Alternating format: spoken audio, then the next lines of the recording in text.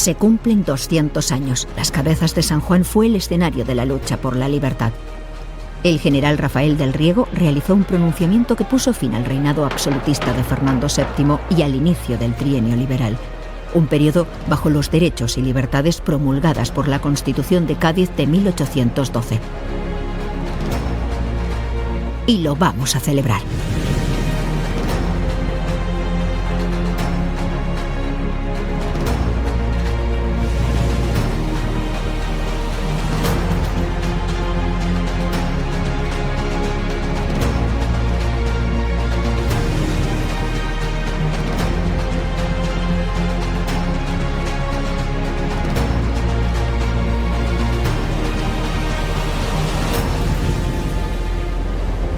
(1820-2020), 200 años del pronunciamiento de Riego.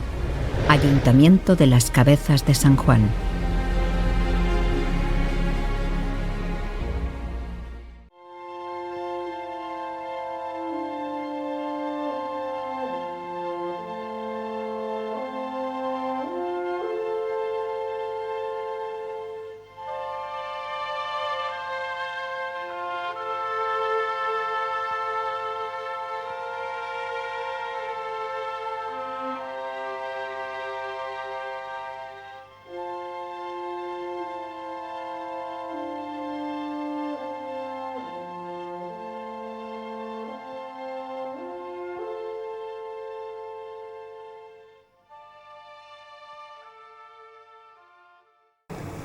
Bien, buenos días a todas y todos.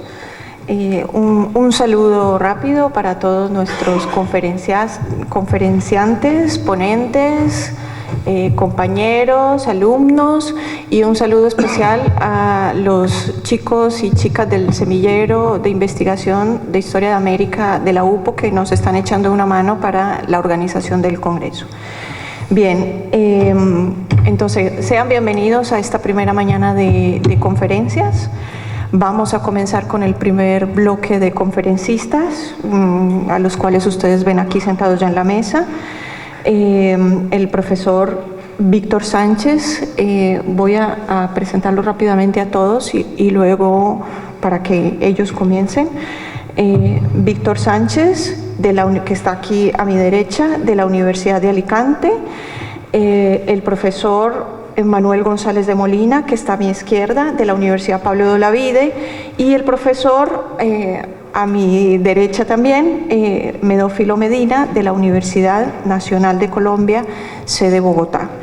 Les recuerdo a los conferenciantes que tienen media hora. Les vamos a pedir rigidez en el cumplimiento del horario y también les señalo que tenemos aquí los cartelitos del tiempo, no solamente para los conferenciantes, sino para todos.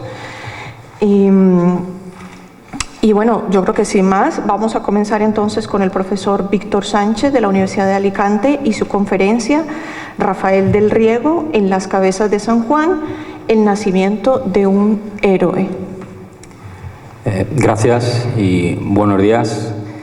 En primer lugar querría agradecer a las instituciones, Ayuntamiento de las Cabezas de San Juan, de Sevilla, las universidades de Sevilla, de Castellón, este procedente acto. Espero desde luego que sea fructífero y conviene resaltar y recalcar la importancia de la fecha y del lugar. Si no me equivoco, ahora en breve tendremos detrás ya proyectada la imagen precisamente de Rafael del Riego, un militar desconocido hasta la altura de 1820 y que es aquí en las Cabezas donde consigue su fama. No por casualidad, a lo largo del trienio, una de las formas clásicas de referirse a él era el héroe de las Cabezas. Es decir, Riego es un personaje célebre, como se ha dicho en ocasiones, pero a la vez desconocido. Un personaje, en cierto modo, sin historiadores. ¿Por qué sin historiadores? Porque Riego era un personaje que se había agotado en sí mismo, sí, había tenido el hecho heroico principal en las Cabezas, había dado origen al trienio liberal con su pronunciamiento en 1820, el 1 de enero de 1820, aquí en las Cabezas por la Constitución de Cádiz. En el siglo XIX fue común el retrato sobre él como alguien exaltado, atolondrado, vanidoso, revoltoso. Son infinitos los autores que en ese sentido calificaron a Riego: Miñano, Miraflores, Bayo, Carnerero, Quintana, La Fuente, Borrego, Alcalá Galiano, Pérez Galdós, Pío Baroja. La novela, la historia se dan la mano para calificar así a Riego y cerrar a un personaje que era muy reconocible. Incluso ese retrato sigue vigente actualmente en parte de la historiografía. Estoy pensando en las obras de Moreno Alonso, por ejemplo, Comellas, que lo han planteado así. Y eran escasas las divergencias que caían quizás en el otro extremo, en el hagiográfico, en el elogio. Carmen de Burgos, Méndez o Eugenia Astur, durante la Segunda República, abordaron biografías sobre Riego.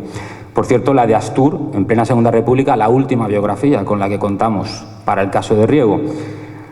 Y recientemente la investigación de Gil Novales, maestro por su sabiduría de los investigadores del trienio. Mucho le debemos y mucho le debo yo en concreto en mi trabajo a Gil Novales. Román Ojeda o Fuentes propusieron una revisión del personaje. Este héroe de las cabezas, como decimos Rafael del Riego, un desconocido militar a la altura de 1820, se convierte en un héroe revolucionario por su acción icónica al proclamar la Constitución aquí en las Cabezas de San Juan, el 1 de enero de 1820. Si tenemos ya la imagen, efectivamente podemos comprobar cómo en la representación iconográfica de Riego, que se va a difundir entre las clases populares y en Europa, es una representación en la que es evidente esa condición de restaurador de la Constitución. Esa piedra, esa lápida constitucional que tiene a sus pies, hace que su figura quede asociada al texto constitucional. También la localidad. Es conveniente recordar algunos hechos relacionados con las cabezas. Riego, como digo, reitero, era el héroe de las cabezas. Aquí se nombraron los primeros alcaldes constitucionales del trienio. El propio alcalde, en agosto de 1820, Diego Zulueta, el alcalde de las cabezas, como digo, refiere a Riego que se están costeando una lápida en su honor para eternizar la memoria de haber sido el primer pueblo de España en que sonó el grito de libertad, recuperando esa imagen de Andalucía como la tierra constitucional por excelencia. Incluso las Cortes, y así quedó reflejado en el Diario de Sesiones, en 1822, en junio, una comisión acordó que aquí, en las Cabezas, se erigiera un monumento para conmemorar el pronunciamiento. Como tantas y tantas veces en la historia de España, había una precisión: se haría cuando lo permitiera el estado del erario. Me temo que quizá no llegó a producirse. Y aquí en las Cabezas estaba designado el sitio donde Asturias, el batallón de Asturias, mandado por Riego, proclamó la Constitución. Además, se dio a la villa el título de ciudad, en premio, y cito textualmente, de haberse dado dentro de sus muros el primer grito de libertad en la mañana del 1 de enero. Es decir, que podemos comprobar que hay algo que une especialmente a Riego, desconocido hasta el 1 de enero, y las Cabezas de San Juan. Y es que aquí precisamente se fragua, como indicamos en el título, se fragua el héroe, se fragua parte del pronunciamiento. En ese sentido, las Cabezas es fundamental a la hora de aludir a la biografía de Riego, porque nos permite romper con algunas de las imágenes de la explicación biográfica tradicional sobre Riego. Y pasamos al segundo punto que deseo abordar hoy aquí. ¿Fue Riego, como se había repetido en la historiografía del siglo XIX, un conspirador, un masón, alguien que desde su prisión en Francia en 1814 está planeando cómo subvertir el orden absolutista? Pues todo parece apuntar que no. Y precisamente lo que sucede en las Cabezas de San Juan entre noviembre y diciembre de 1819 nos da la pista. Bien, en primer lugar, habría que destacar que es necesario contrastar documentalmente muchas afirmaciones establecidas en la historia del siglo XIX. El siglo XIX, el hermano pobre, en comparación con el siglo XX, pues ha visto en alguna ocasión el reciclaje constante, la reiteración constante de testimonios de la época, de fuentes consideradas canónicas y que a veces han evitado ese trabajo de archivo tan necesario. Estoy pensando en Alcalá Galiano, el famoso liberal Alcalá Galiano, participante en el pronunciamiento, en la trama civil radicada en Cádiz. Claro, se convierte en una fuente de excepción, pero En el momento en que los aportes documentales, por ejemplo, para el caso de Riego, que es el que mejor conozco, chocan con Alcalá Galiano, algo pasa. Cuando el propio Alcalá Galiano dice unas cosas en 1821 y 30 años después dice otras, algo está pasando. Claro, Alcalá Galiano es uno de esos autores que con su visión han configurado en buena medida nuestra imagen del siglo XIX. Pero hay que prevenir las divergencias que hay entre sus obras escritas en pleno trienio, en el cual mantiene una amistad importante con Riego, y después están ahí. Y es que esto nos devuelve a una de las especificidades de Riego, que es la interferencia constante que el mito que supuso Riego interfiere con la propia biografía que conocemos o que creemos conocer. Como hay un mito tan potente, el del restaurador constitucional, el del héroe, el que en la época para muchos debía ser el Napoleón español, el Salvador, interfiere. En ese sentido, como saben, Riego apenas combatió en la Guerra de la Independencia, cayó prisionero enseguida en las primeras operaciones y se pasó toda la Guerra de la Independencia prisionero en Francia. Bien, al ser prisionero Riego en Francia, se consideraba que el personaje estaba muy claro. Riego llega a Francia y allí se va a convertir, en la prisión francesa, en un liberal, como si no hubiera podido desarrollar su liberalismo en España, entre la rica biblioteca de la Universidad de Oviedo, donde estudió, en el círculo ilustrado de su padre. Entonces se convierte allí en liberal, se convierte en masón y por supuesto se convierte en conspirador. Eso era facilísimo abordar así la biografía, abordar a Riego. Pero esa imagen tenía poco apoyo documental. Riego, cuando vuelve de la prisión francesa, no fue sospechoso ni conspirador de primera hora. Su trayectoria socioprofesional fue buena hasta 1817. De hecho, Riego estuvo en el Estado Mayor en 1815 en el ejército que luchó contra Napoleón. Por voluntad propia, consiguió ese ascenso. Riego no era sospechoso. Consiguió la graduación como teniente coronel. Y es que Riego tenía el apoyo de la familia Valdés, una de las familias más importantes de Asturias, con las que tenía relación familiar, y rompe con esa imagen que tenemos de Riego como alguien perjudicado, alguien resentido, alguien que vuelve a España convertido en un prisionero masón y conspirador.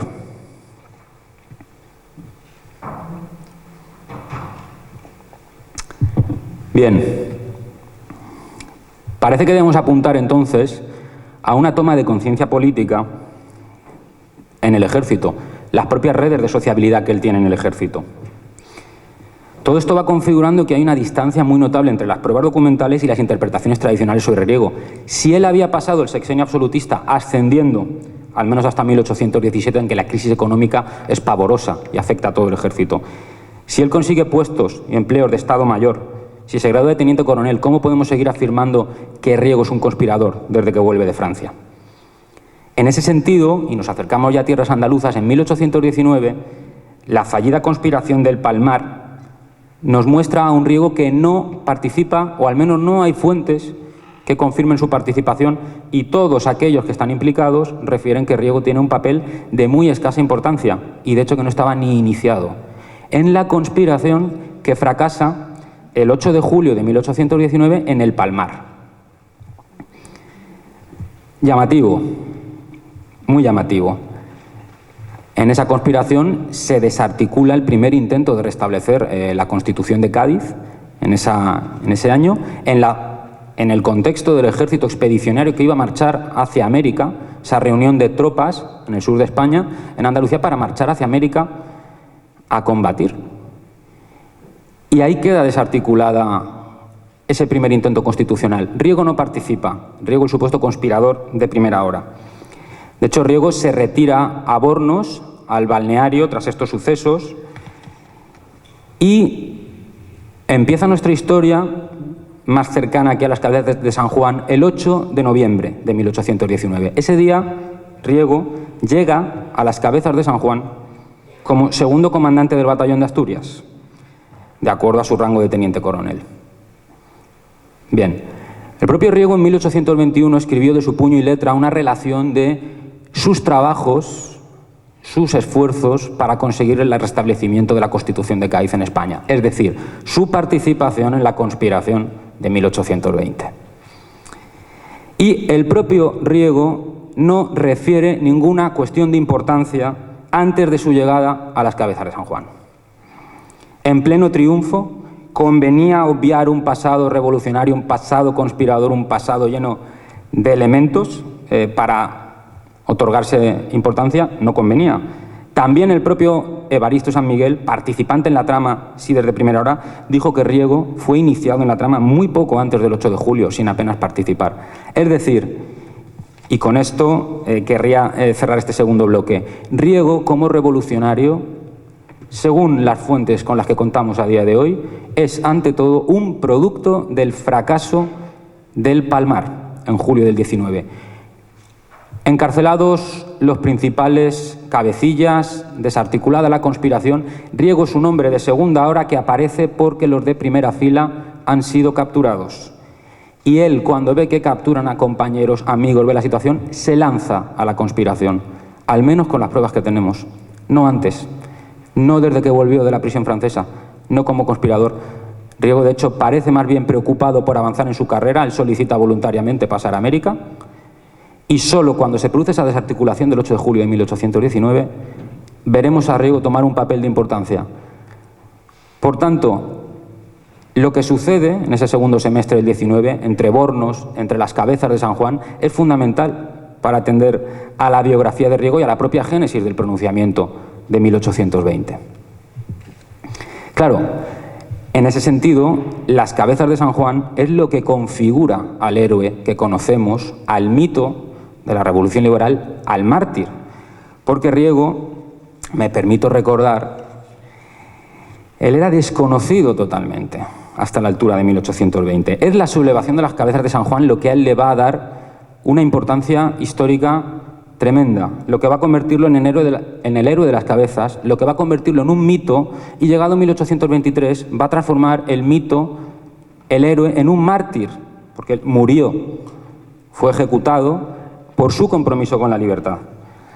En ese sentido, visto su condición de revolucionario de última hora, o al menos de conspirador de última hora, tenemos que atender a qué sucedió aquí en las Cabezas desde noviembre del 19.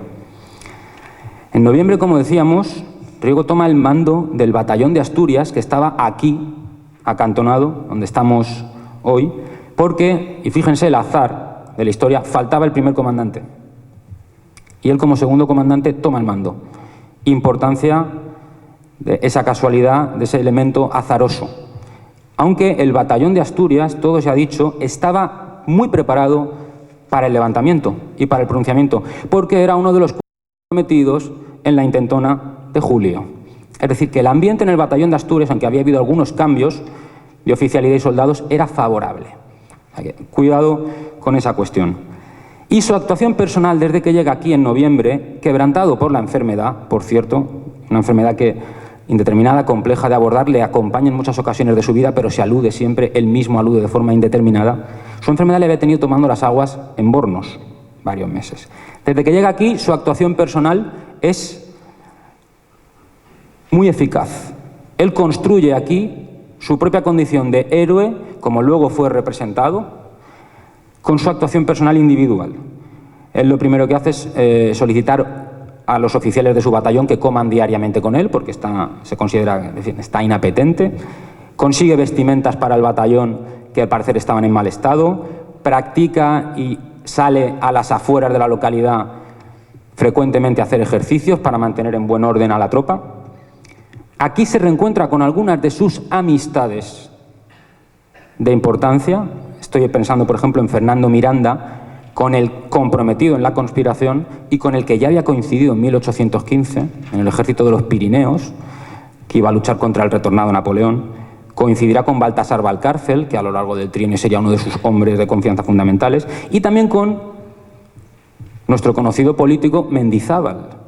Mendizábal, conspirador en este momento, y que luego, ya en pleno reinado de Isabel II, la década de los 30, sería de los pocos que desde una posición de poder recuperó el nombre, la fama y protegió a la familia de Riego, que había quedado en una situación muy delicada.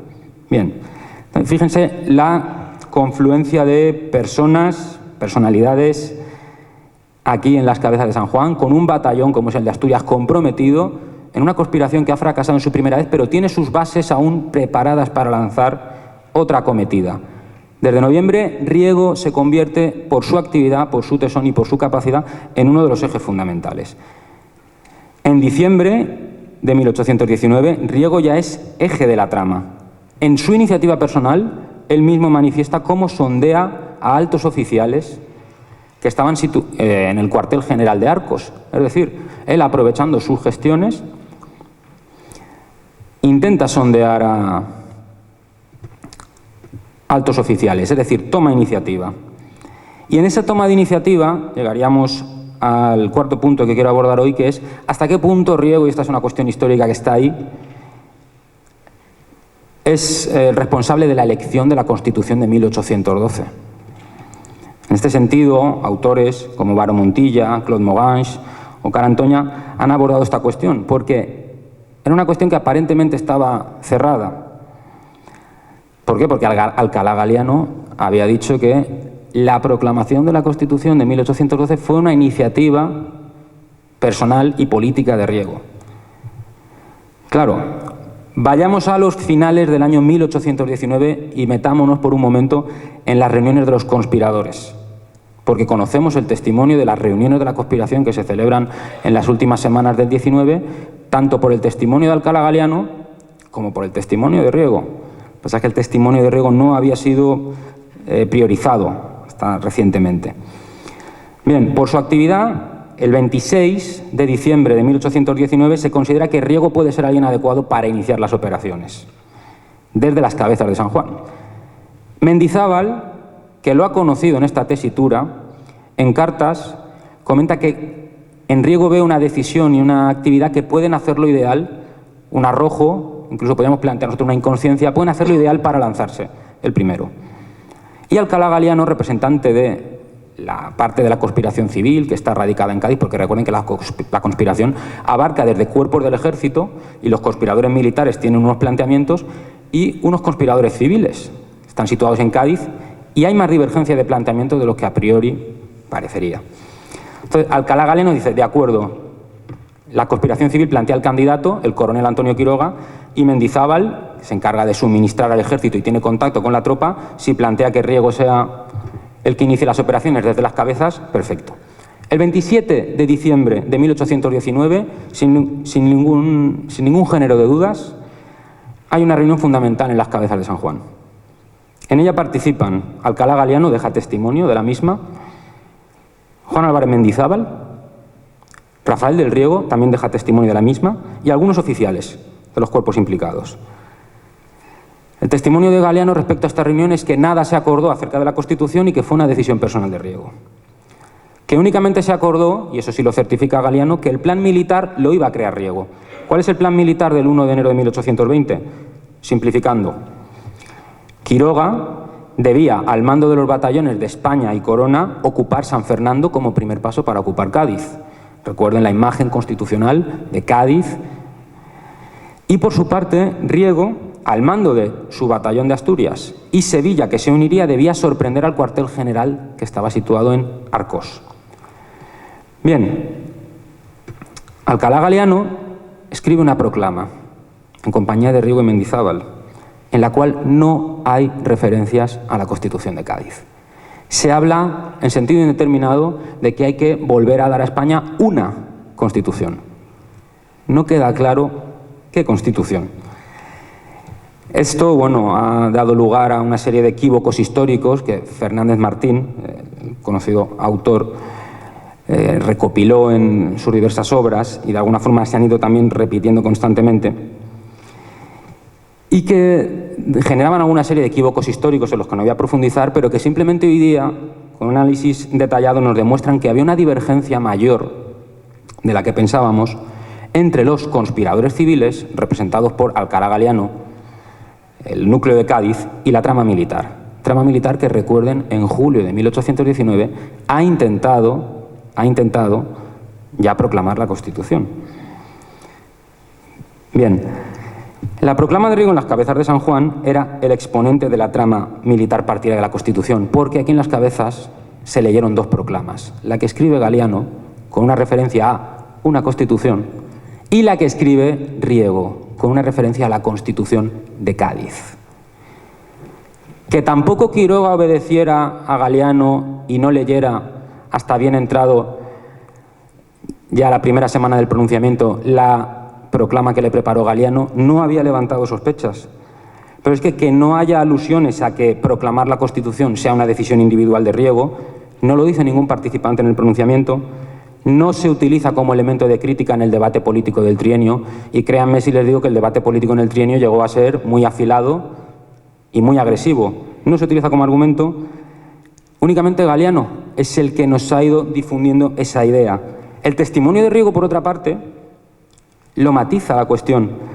¿Qué dirá Riego? Que el día 28, estas son palabras de Riego, debían solventar cómo iban a sacar al batallón de las Cabezas de San Juan sin ser denunciados. ¿Cómo sacamos al batallón sin ser denunciados? Es decir, es la situación táctica en las Cabezas de San Juan la que obliga. ¿Cómo sacar el batallón de aquí?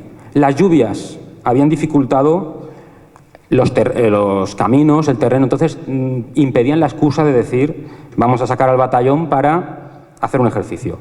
Algunos oficiales no inspiraban confianza y para postre, ¿cómo salir de las Cabezas sin ser denunciados a las tropas que lo rodeaban? Les recuerdo que hay 3 cuarteles generales en las cercanías. El de infantería estaba a 2 leguas en Lebrija, el de caballería dirigido por Ferraz estaba en Utrera y sobre todo el cuartel general estaba en Arcos. Y ahí es cuando Riego dice que tiene la feliz idea de publicar, utiliza la palabra publicar, la Constitución, porque, cito textualmente, publicando la Constitución y pronunciándonos como hombres libres, nadie habría que titubearse, lo cual hubiera podido suceder en otro caso. Y lo comunica al momento a Fernando Miranda y al ayudante Valcárcel, que lo aprueban. Es decir, el núcleo de militares que ya participaban en la conspiración antes de que Riego se sumara, antes de que Riego llegara a las Cabezas, aprueban esa decisión, porque ya han estado luchando por la Constitución de 1812. La trama del ejército no considera nada extraordinario, nada novedoso, ninguna decisión individual de Riego que ellos estén luchando por la Constitución de 1812. Solo resta una incógnita histórica. Riego tomó la decisión el mismo día que se había reunido, o quizá estando, con Alcalá Galiano y con Mendizábal y otros oficiales. Si Alcalá Galiano no comunicó su decisión, todo apunta a que sí la comunicó a Mendizábal, como representante del suministro, a cuenta de los fondos que ponía la familia Beltrán de Lis, Mendizábal repartía dinero, suministros entre el ejército, y todo apunta a que Mendizábal sí lo conoció, igual que sus oficiales de confianza, porque Mendizábal va a estar ese día totalmente preparado y va a participar en el pronunciamiento siguiendo a las tropas de Riego. Es decir, con esto, de alguna forma, queremos matizar esa idea que ha seguido vigente incluso en la historiografía actual, de que todo el pronunciamiento del 20 obedece a una decisión personal la decisión de la Constitución obedece a una decisión personal de Riego. Puede ser una decisión táctica tomada a última hora, pero sobre un caldo de cultivo que Fernando Miranda y el ayudante Valcárcel lo aprobaran, nos demuestra que era un elemento fundamental ya en el pensamiento de la trama militar que va a protagonizar el alzamiento. Bueno, alzamiento, pronunciamiento, dejémoslo ahí. Porque es una palabra tremendamente original que hemos dado a la politología y a la historia, pronunciamiento, y es la procedente. Bien, así llego a la parte ya final de esta locución, aludiendo al 1 de enero de 1820, el lluvioso 1 de enero de 1820 en las Cabezas de San Juan, el día del pronunciamiento. Ese día los oficiales están avisados, Riego lo comunica por la mañana. Además de la proclama de Galiano, como les digo, que no hace referencia a la Constitución, Riego ha escrito otra, en la que sí hay una referencia clara y manifiesta a la Constitución de Cádiz. Sus oficiales lo han aprobado y ellos cumplen el plan. Son, por cierto, los únicos que cumplen el plan. Los únicos que el 1 de enero están preparados y hacen lo que tienen que hacer, lo cual generó innumerables polémicas durante el trienio. La actuación de los comprometidos, puesto que Quiroga hasta el día 2 no se puso en marcha. Y esto genera una serie de polémicas tremendas, porque hay quien especulaba que no se puso en marcha porque pensaba que nadie había cumplido el plan. Y cuando se entera que Riego se ha cumplido, rápidamente a trancas y barrancas tienen que arrancar. Riego va a configurar aquí en las Cabezas de San Juan una actuación política que va a repetir en todas las localidades por las que va a entrar. Y él entró en varias localidades a lo largo de enero y sobre todo a partir del 27 de enero, cuando abandonan San Fernando con una columna móvil, elemento fundamental en su figura, va a ir haciendo esto en cada pueblo, en cada localidad por la que entró, que era nombrar alcaldes constitucionales, informar mediante un bando y acordonar la ciudad, llegado el caso,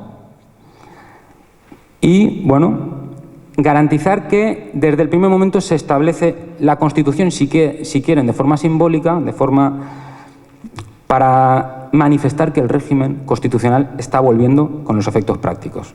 Aquí en las Cabezas de San Juan se produjo a las 9 de la mañana, tras los oficios religiosos, cuando salía la gente de misa, y en la proclama escrita por Riego, la famosa proclama que comienza con «Soldados, mi amor hacia vosotros es grande», además de los tintes napoleónicos que tiene, hay una serie de ideas fuerza. El embarque es arriesgado para el soldado, en buques medio podridos. La guerra es injusta y las familias van a quedar abandonadas.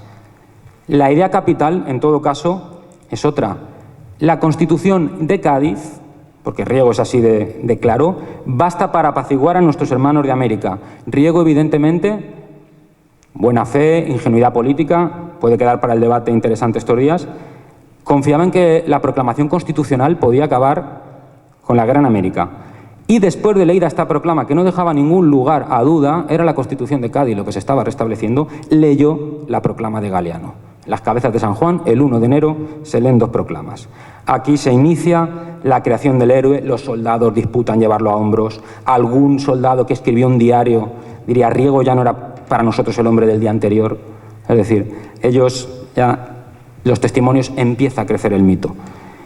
¿Y dónde se certifica el mito ya? A las 3 de la tarde del 1 de enero, cuando, al mando de sus tropas, parten hacia Arcos. Allí debían sorprender al cuartel general con la ayuda del batallón de Sevilla. Pero a las 2 de la mañana el batallón de Sevilla aún no había llegado, se había perdido. Se había perdido. ¿Qué hace Riego en ese momento? En un ejemplo de la actuación que guió toda su vida, se lanza al ataque únicamente con sus fuerzas y a las 3 de la mañana, en una hora, han reducido al cuartel general sin apenas combate. La proclamación constitucional en las Cabezas, la sorpresa del cuartel general de Arcos, aquí se forja un héroe, aquí se forja un mito que además, si tenía la condición de restaurador de la Constitución con lo que había pasado en las Cabezas, con lo que sucedió en Arcos va a tener la condición de joven militar victorioso, valiente, arrojado. Es, en cierto modo, unos elementos que ya permiten un paralelismo con el mito napoleónico. El joven soldado valeroso, audaz, victorioso, el salvador, porque además va a traer la Constitución. En síntesis, hemos expuesto cómo las Cabezas de San Juan, la actuación inicial en el pronunciamiento construye la imagen del héroe, cómo la actuación de Riego en estos 2 meses que estuvo aquí permite aclarar algunos aspectos de su biografía y romper con esa imagen del conspirador ya hecho previamente desde su prisión en Francia. Y ya a partir de aquí comienza una historia, que es la historia del pronunciamiento de 1820, que se alargará entre enero y febrero, principios de marzo, fechas de las que se están cumpliendo hoy, en estos días, por los 200 años.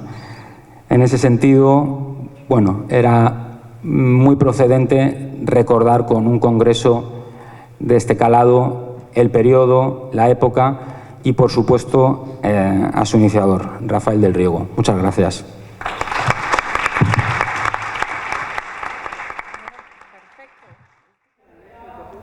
Pues estamos aquí en el hall del teatro con Víctor Sánchez, doctor en Historia por la Universidad de Alicante, que ha dado una ponencia sobre el nacimiento del héroe de Rafael del Riego aquí en Las Cabezas. En primer lugar, bienvenido a Telecable. Encantado, la verdad. Una maravilla estar aquí en Las Cabezas de San Juan y en esta tierra con esta luz. Este congreso internacional ha sido el que has abierto y has hablado pues también de esta ciudad constitucional como es Las Cabezas de San Juan. No sé cómo ha sido ese trabajo, largo trabajo en su tesis doctoral sobre la investigación sobre General Riego. Sí, en el caso de mi trabajo sobre la biografía, es una biografía sobre Rafael del Riego, en la que, claro, se estudia al personaje desde su nacimiento en Asturias, su entorno familiar, hasta su muerte en Madrid en 1823. Y claro, en esa trayectoria vital, desde ser alguien desconocido, donde Riego salta a la fama y era un lugar inexcusable, es precisamente aquí, en las Cabezas de San Juan. Entonces, claro, es una parada obligatoria en la biografía de Riego y sobre eso precisamente ha versado la ponencia. ¿Por qué Riego se levanta aquí, en las Cabezas? Pues hay toda una serie de azares y fortunas, ¿no? Como hemos planteado. Aquí estaba acantonado el batallón de Asturias, que era uno de los principales que ya había estado implicado en la conjuración, en la conspiración, para implantar la Constitución ya en el Palmar, en julio de 1819. Entonces ese batallón de Asturias estaba muy preparado. Riego llega y toma el mando de ese batallón, después de sufrir una enfermedad, a principios de noviembre. Y casualmente el primer comandante del batallón, que tendría que haber estado aquí, no está. Por tanto es Riego al final el que de alguna forma se encuentra a la cabeza de un cuerpo muy comprometido con la Constitución aquí en las Cabezas, y él en esos 2 meses que está aquí antes del 1 de enero pues se suma a ese movimiento y de alguna forma se dan todas las circunstancias perfectas, ¿no? Riego, un cuerpo comprometido y lo demás es historia. Se habla y has hablado en la conferencia sobre todo del cómo de este nacimiento del héroe que fue un poco fortuito, como ya nos has ido comentando. Sí, efectivamente, tendemos a pensar a veces que la historia siempre tiene que haber sucedido así porque la conocemos desde el final, pero cuando uno se mete justo en medio del proceso se da cuenta que las cosas no tenían por qué haber sido de esa forma. Quizá la individualidad de Riego influye, pero otra persona aquí no sabemos cómo habría funcionado, otro cuerpo que no fuera el batallón de Asturias, en fin, una serie de elementos que todos juntos es lo que forman la historia que conocemos. Una historia un suceso que cambió la historia de España. Y ahora, en un plano más personal, doctor, ¿en qué momento empiezas a llamar tanto la atención el general Rafael del Riego y este levantamiento como para que centres tu investigación en él? Pues es muy interesante porque siendo un personaje que, fíjate que lo que sucede aquí en Andalucía, una tierra constitucional por excelencia desde la época de las Cortes de Cádiz, tiene un impacto en España porque da inauguración a una nueva época, el trienio liberal, vuelve a aplicar la Constitución de Cádiz entre el 20 y el 23. Pero es que tiene un impacto en Europa. Italia, los territorios que forman parte de Italia o Portugal copiarán el modelo constitucional español. En Rusia hay interés. Entonces es un acontecimiento histórico de nivel y orden europeo que empieza aquí y que no ha sufrido la atención por parte de la historiografía moderna. Para que nos hagamos una idea, la última biografía sobre Riego data del año 1933. Y estamos hablando de un personaje, unos acontecimientos que ahora están de relevancia por el Bicentenario, fundamentales, y realmente no habían recibido atención. Eso es lo que a mí en el plano personal, en un momento dado, pues terminado ya los estudios de historia, surge esa idea también. Emilio Laparra, mi director de tesis, propone el tema. Él ve que aquí falta algo, ¿no? En Riego, falta algo de conocer este personaje con lo importante que es. No hay biografías modernas, todas son de estilo antiguo, están repitiendo quizás las mismas ideas y no nos hemos fijado en esto, y efectivamente había mucho que rascar y que investigar ahí. También el material a la hora de encontrarlo debe de ser también más complicado por eso, porque no había escrito, ¿no? El material es una de las grandes incógnitas cuando empezamos el trabajo sobre Riego, porque resulta que, claro, la familia había conservado parte de los fondos, pero estaban repartidos, algún fondo había quedado en el Archivo Histórico Nacional, otro en la Biblioteca Nacional, y nos planteamos, ¿habrá documentación sobre Riego?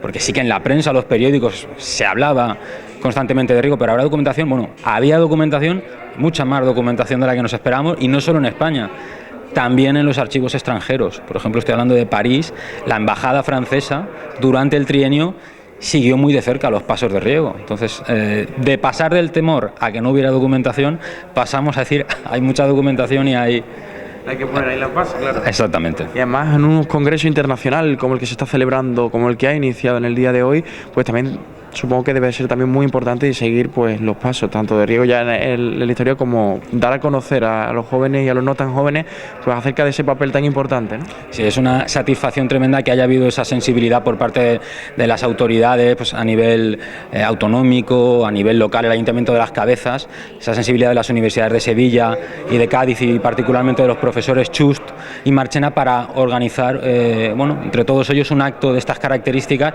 en un lugar precisamente que mejor sitio que las Cabezas para abordar el impacto de este suceso, ¿no? Y efectivamente hacía falta, a veces, bueno, vamos un poco a golpe de bicentenario, porque es lo que se cumple, pero es importante, desde luego, dar esa difusión a este hecho que, bueno, desde la conmemoración de la Guerra de Independencia no teníamos un suceso de esta relevancia, quizá relacionado con ese siglo XIX que está tan olvidado a veces. Doctor Víctor Sánchez, enhorabuena por su trabajo y nada, muchísimas gracias y que siga disfrutando de este congreso. Muy bien, desde luego lo voy a hacer. Muchas gracias a vosotros.